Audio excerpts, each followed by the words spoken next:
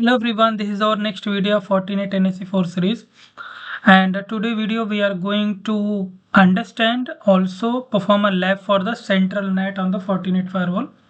So in the previous NAT that was a profile based NAT in the Fortinet term, and today we will learn the central NAT.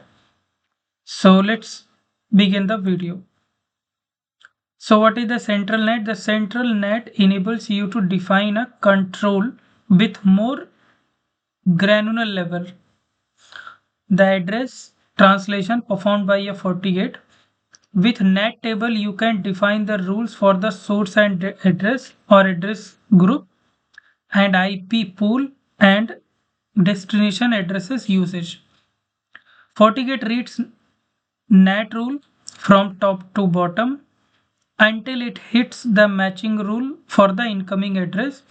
This enables you to create a multiple NAT policies that dictate which IP pool is used based on the source address, destination address, and the source port. NAT policies can be rearranged within the policy list. NAT policies are applied to the network traffic after a security policy.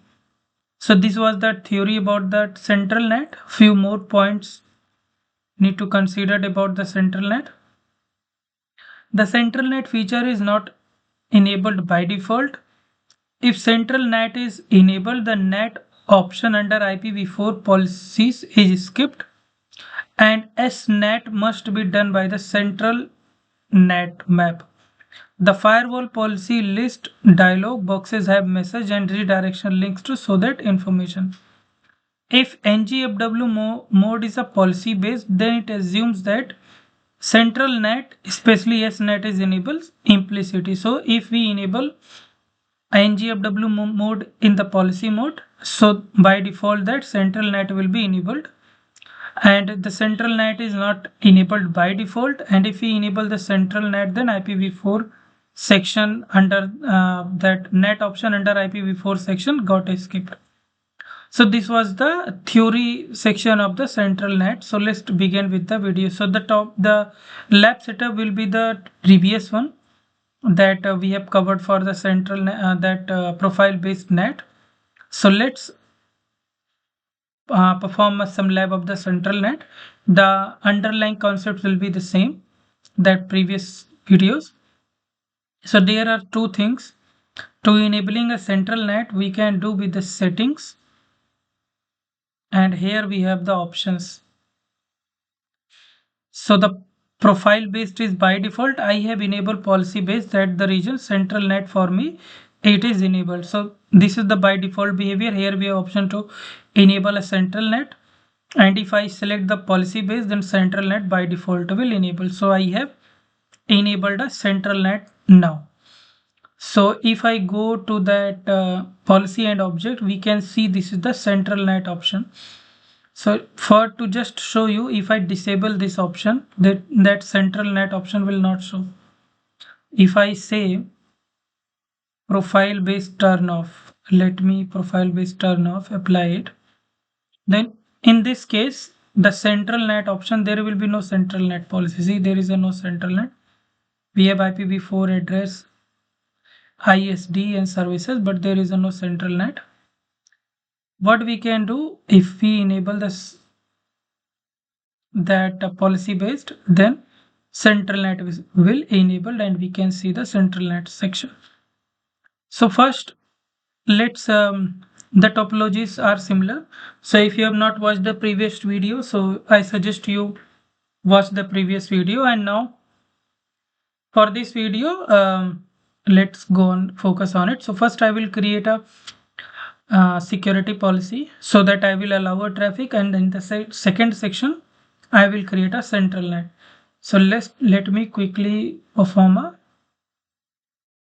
policy. So here I will say allow all kind of thing. Incoming interface will be still a port 3, and destination will be the port 2. So this is fine. We can create objects, and now in this case I am taking all, and the destination will be all. So in that case, application I'm not going to define any application and other things. And just enable the logs. Then if you see, there is a no option for the NAT now. So this is the thing. I will cover detailed way about this even profile based versus the central based, policy based versus the profile based. So I have already made a video about it, so you can go through that video also, where I have defined that we have an option to define these things, application URL category, in that separate way I have created already. So I have just created a policy, and let me quickly see about the routings. Yeah, routing is there. Now we have to create a central NAT policy. Go to the central NAT. So first I will create a SNAT where I will bind with the interface level, and second I will use this dynamic IP pool.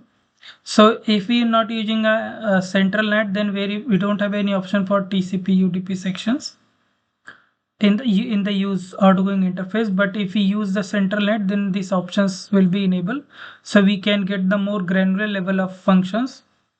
So that is the reason this central NAT being used.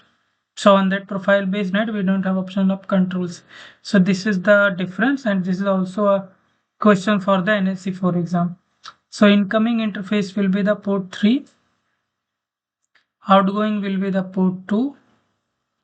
So here I will say I will going to create a one LAN subnet, and I think LAN subnet is there. Let me see, a 30.2 destination will be all.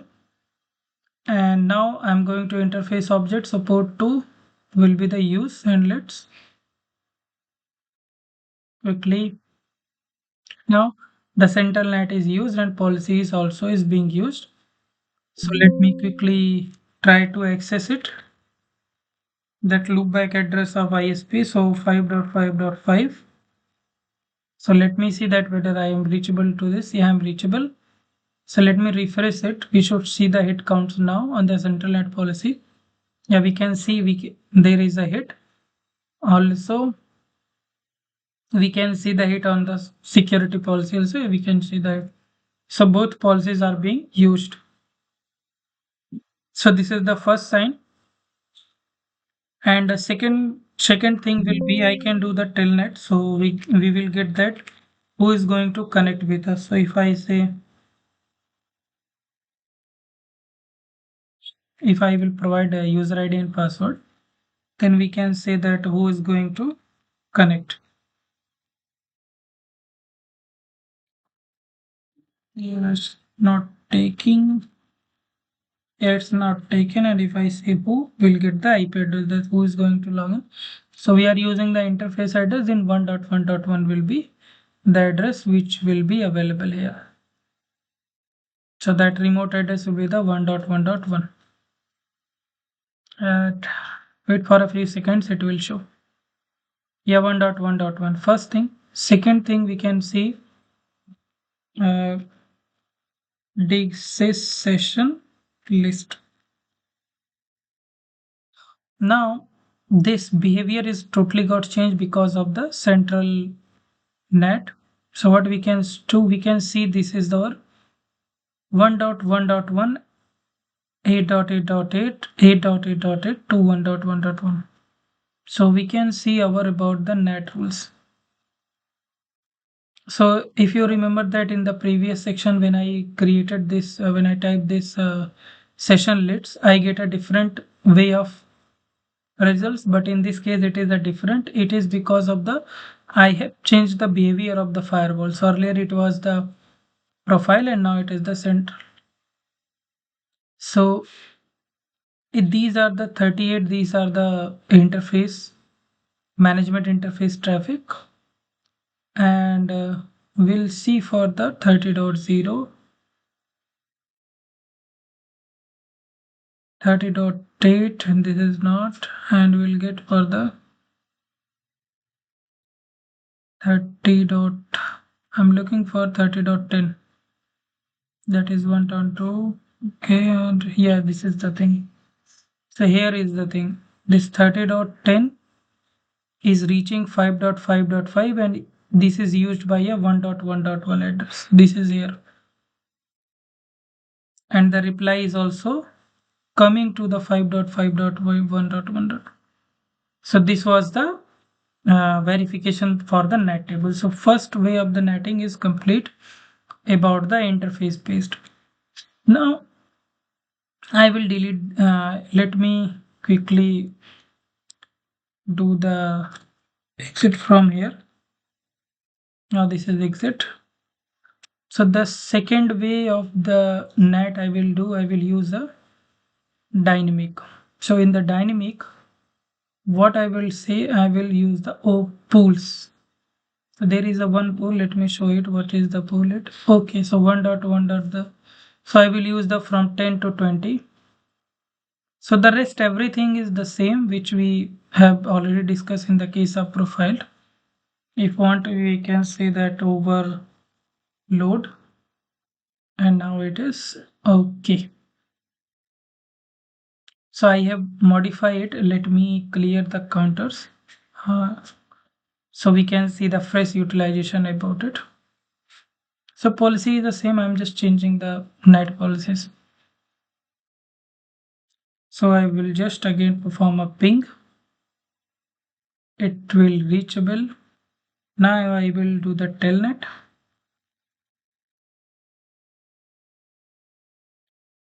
So we'll get that thing ready in the few minutes. And let's quickly refresh it. We can see the head count is there. It means that this policy is now being used. And we have get the 19 IP as a source address. We can take a session list. So we'll get that thing also about that. This is the different thing. Basically, this is the internet traffic they are trying to communicate, and this is our traffic. So 192.168.30.10 is trying to connect fiber using 19. So two types of netting